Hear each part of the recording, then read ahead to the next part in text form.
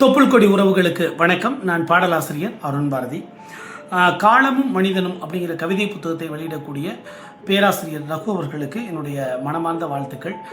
நாமக்கல் மாவட்டம் ராசிபுரம் லயலா மெட்ரோலா கல்லூரி, அங்கே வந்து நான் ஏற்கனவே ஒரு தடவை பேசுகிற கூட வந்திருக்கேன்னு நினைக்கிறேன். அந்த கல்லூரியில் பணியாற்றக்கூடிய ரகு சார் தான் வந்து இந்த புத்தகத்தை வந்து எழுதியிருக்கிறாரு. இந்த புத்தகத்தில் என்ன ஒரு வித்தியாசமான முயற்சி அப்படின்னு பார்க்குறேன்னா, பொதுவாக கவிதை தொகுப்புங்கிறது வந்து ஒரு தனித்தனி கவிதைகளாக இருக்கும்.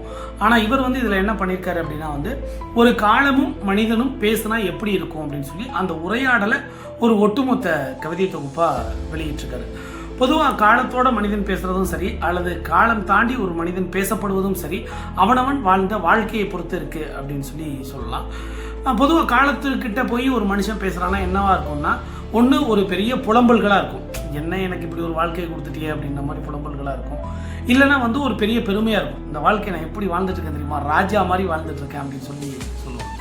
ஆனால் அது ரெண்டுமே இல்லாமல் இந்த காலத்துக்கிட்ட வந்து இந்த மனிதன் வந்து நிறைய விஷயங்களை பேசுகிறான். அந்த காலமும் மனிதன்கிட்ட நிறைய விஷயங்களை பேசுது.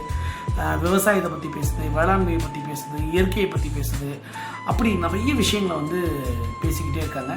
இந்த உரையாடலை வந்து ரொம்ப அற்புதமான உரையாடலாகவும் அழகான கவிதையாகவும் மாற்றி கொடுத்துருக்கக்கூடிய ரகு அவர்களுக்கு என்னுடைய அன்பில் நனைந்த மனப்பூர்வமான வாழ்த்துக்கள்.